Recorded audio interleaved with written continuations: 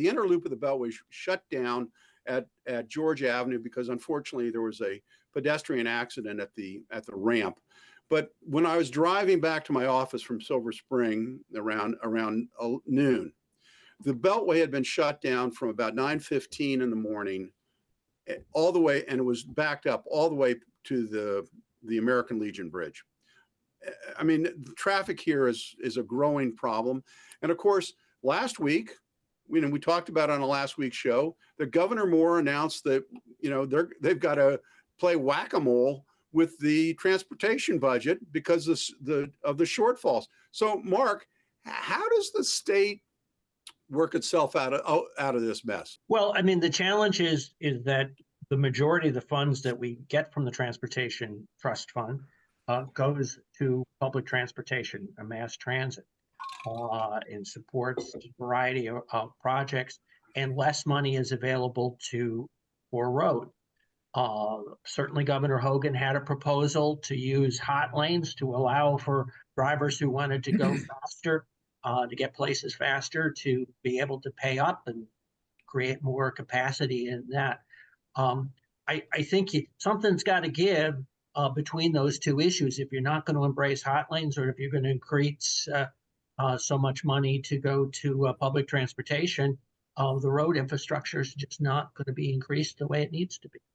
Well, I think it's even worse than that. I'm going to go to Mike on this. Mike, there was a report yesterday that they only have enough money to do maintenance, that no new construction of roadways is going to be built. And the dollar per mile for a roadway is about 3 times less than for mass transit. So what's going to happen? I think there's going to be a real reckoning when it comes to transportation. The revenue we're seeing from the gas tax has declined. We have electric vehicles, which is great, but they don't pay the gas tax. And so you have a challenge there. Tolls are down. Governor Hogan actually reduced tolls, which on one hand is good, but on the other hand, depletes the resource that you have going to pay for transportation.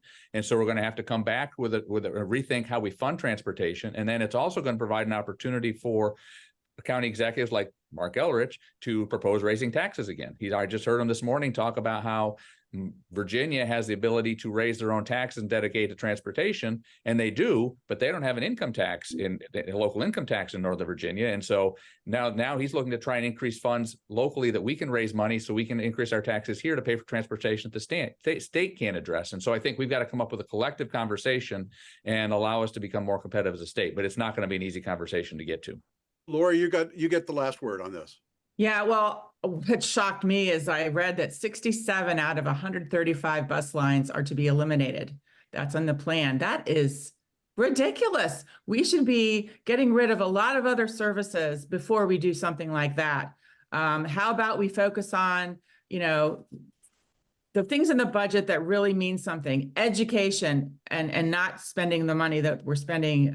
We're spending way too much on things that don't mean what, just basic education to get our kids on track, and to work on trying to eliminate all the services we provide to people who cross the border. If those things are done, then maybe we'll have some money left over and we can afford these. There's a tough balancing act in the General Assembly and Governor Moore are going to have. And as we started off this segment with rating the governor's performance for the first year, all three of you said that year 2 is going to be a tough one.